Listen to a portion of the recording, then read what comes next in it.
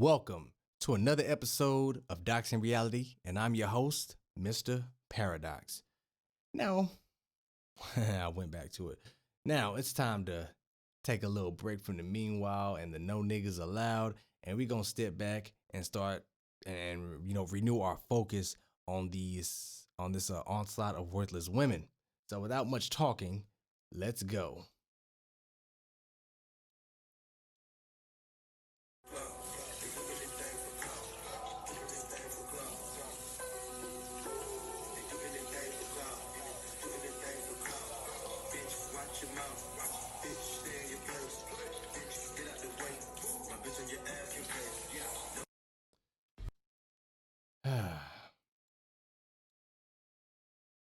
Say hey.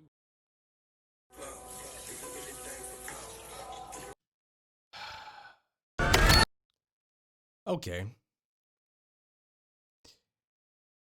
We should all be familiar with the concept known as the wall. And in case you don't know what the wall looks like, this is an actual video of when the wall hits these bitches or when these bitches hit the wall. Live footage, I promise you.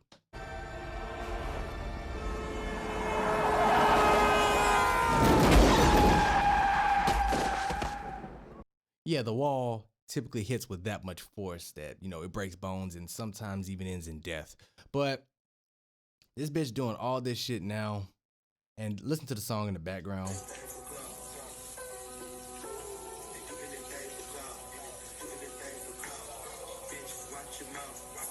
How long you think you're gonna be able to do this shit before niggas and pretty much bitches like this will do all this horse shit, then turn around and look at a nigga for support, guidance, and want you to uplift them and all that shit.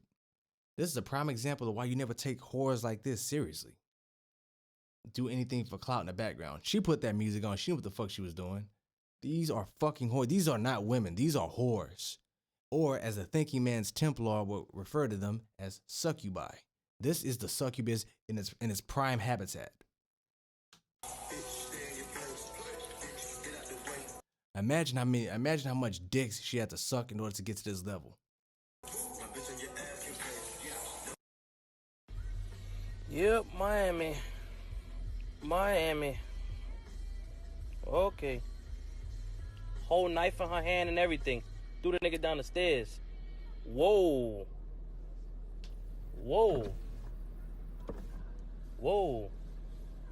Threw him down the stairs.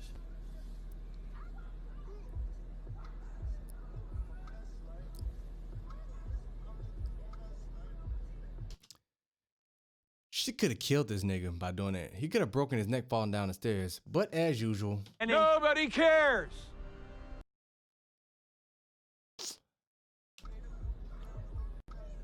Because it's a man, nobody cares. This bitch over there acting hysterical with a knife and all this shit. I'm not sure what the situation is, but what?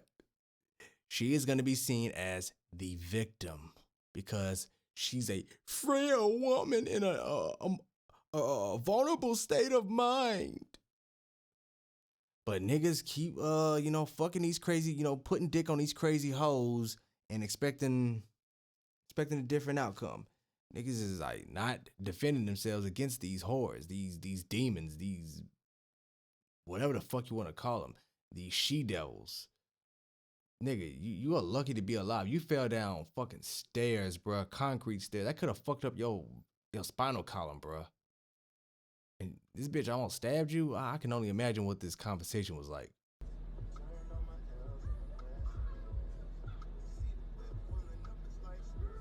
Whoa. Threw that nigga down the stairs, boy.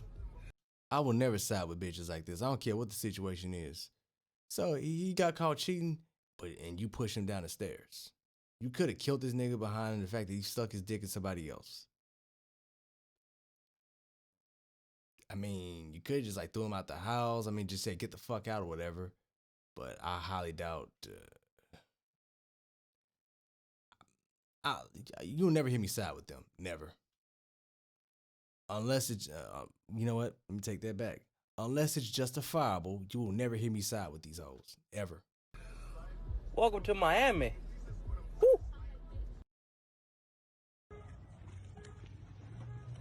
Councilwoman. Councilwoman.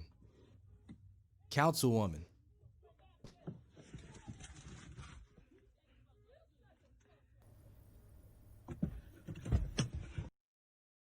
Even in positions of power, these bitches are wild animals.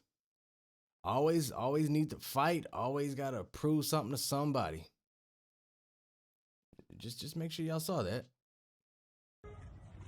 Who the fuck was that running? Irresponsible with lethal weapons.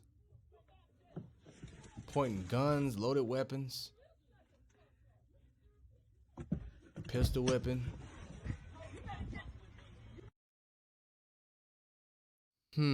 If she's still in power after this, that just proves that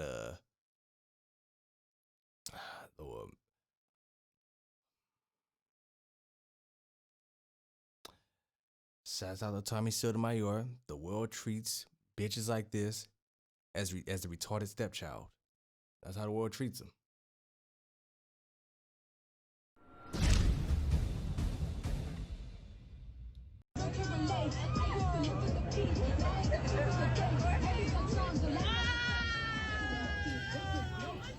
That won't fucking no moment in the city.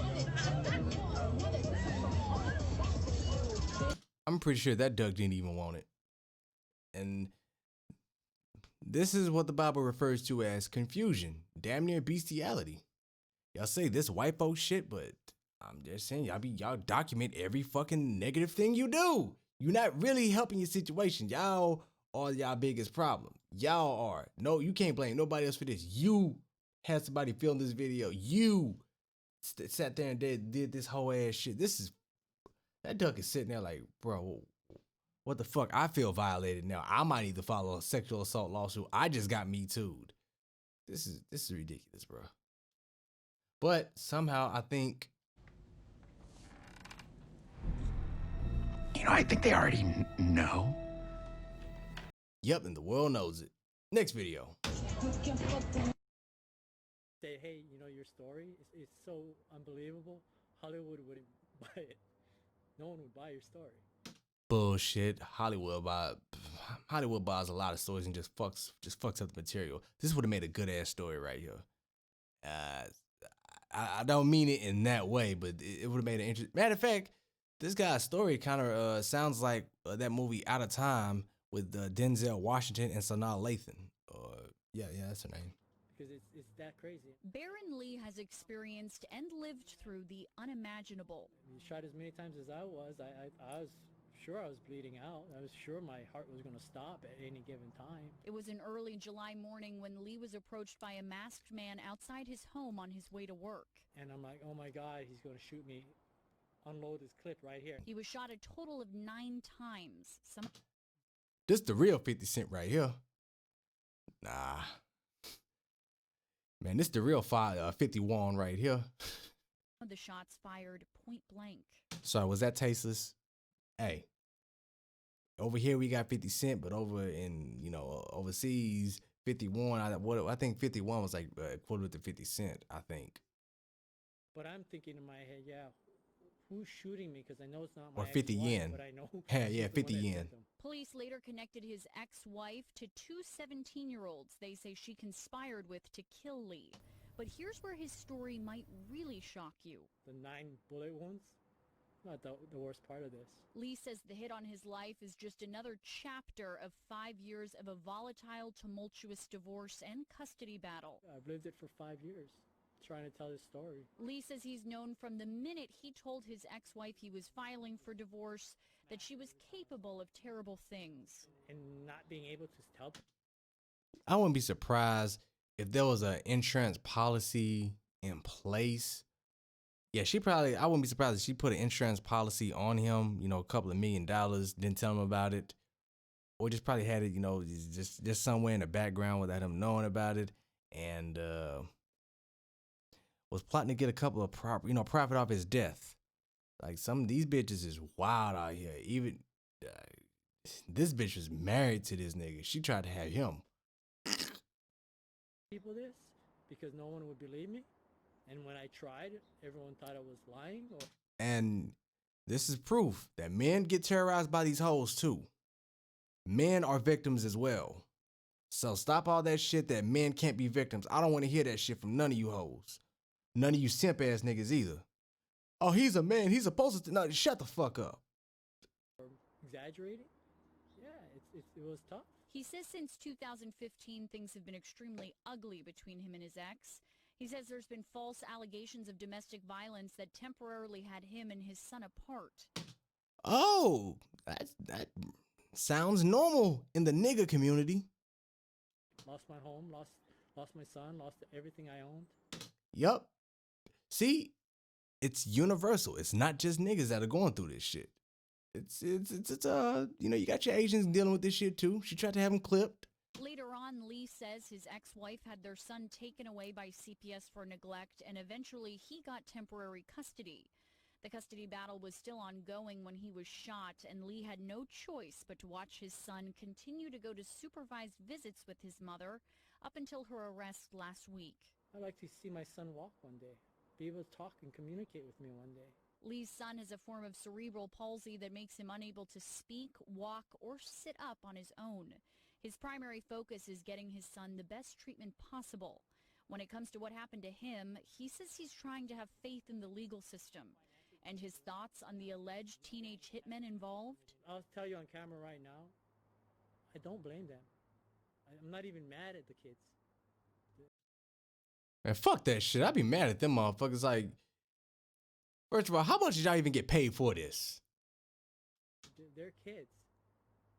They made bad choice. He says the only person he won't forgive is his ex-wife. Good shit. Good shit. Tell me, you know, for y'all niggas, I get it. Y'all got paid for a job. You failed. So, I mean, don't even tell the bitch to get a refund, but fuck that bitch. That bitch can burn in hell. Good shit, nigga. Good shit. You ain't giving no forgiveness to that bitch. Like, I respect this nigga for that. His ex-wife is Fuck being that held bitch. on $2 million bail, and all three defendants are expected to be charged tomorrow. Hold on. As the only person he won't forgive is his ex-wife. Lee's ex-wife is being held on $2 million bail. That's conspiracy to commit murder. And she was the head mastermind behind the shit. Why the fuck is she getting bail? Why the fuck is there even a bail for murder? And all three defendants are expected to be charged tomorrow. Meanwhile, Lee says the battle for his son isn't over. He says he still needs to get full custody from the courts, and he's not sure what's going to happen now, as there is a custody trial scheduled for early next year. And at this point, it should be, this bitch gonna be in jail for life. Why the fuck is there even still a custody battle at this point? he's not sure how his ex-wife's arrest will affect that, but he says he's hoping to be able to put all of this behind him soon and just focus on his son's well-being and health. In Bellevue. Boy, I'm sorry. I'm just getting online some of these videos, but yeah, that's all we got time for this session. Now make sure you tune in for more episodes of Dox'n Reality. I'm your host, Mr. Paradox, over and out.